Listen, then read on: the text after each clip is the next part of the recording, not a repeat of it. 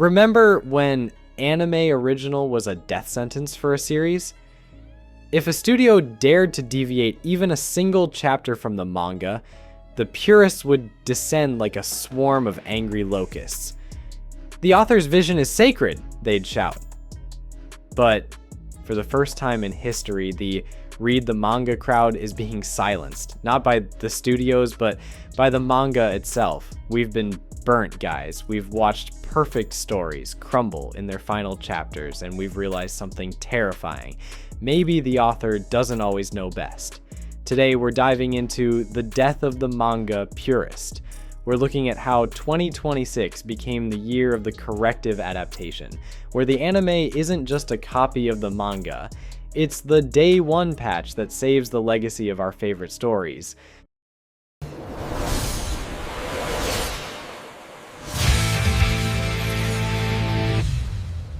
To understand why we stopped caring about accuracy, we have to talk about the trauma of 2024 and 2025. This was the era of the fumble.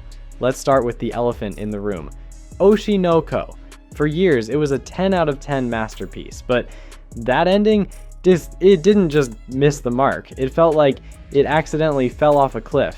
The revenge plot, the very thing that fueled our obsession, dissolved into an ending that many fans felt was a nothing burger. Then we had the Jujutsu Kaisen finale. Gege Akutami is a genius, but the community's consensus was that the manga's landing was turbulent. Major characters felt sidelined in their own epilogues, and deep lore was dumped in a way that felt like a student finishing an essay 5 minutes before the deadline.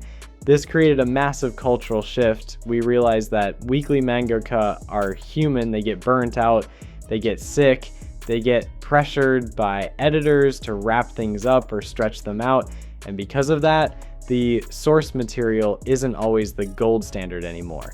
It's a rough draft. It's a blueprint that was drawn in a hurry. Enter 2026, the year of the fix. We are seeing a new phenomenon where production committees aren't just animating the manga, they're performing surgery on it. Take the Kaguya-sama, Love is War finale film coming out later this year.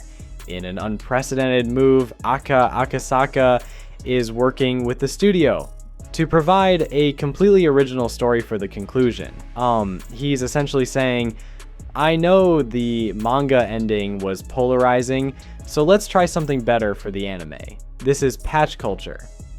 Just like a video game developer releases a patch to fix a broken launch, anime studios are now releasing final seasons that are designed to fix broken manga endings. And look at the hype for the Tokyo Revengers finale. The manga ending is notoriously hated, like top 5 worst of all time hated. But the 2026 anime adaptation, the hype is higher than ever because rumors suggest they've completely rewritten the logic of the final time leap. People aren't tuning in to see their favorite manga scenes, they're tuning in to see the anime rescue the story from its own creator. This has led to the death of the manga purist and the birth of the director stans. In the 2000s, you followed an anime because you liked the author. In 2026, you follow an anime because you trust the director. We've realized that a director like Yuichiro Hayashi, AOT, or the teams at Studio Bind understand pacing and emotional payoffs in a way that someone drawing 19 pages a week simply can't. We are moving toward an era of dual canons.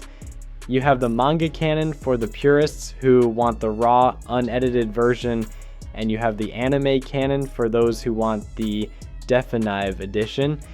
And in 2026, for the first time, the anime canon is winning. But wait, is there a downside? If we stop holding studios to the standard of accuracy, do we give them too much power?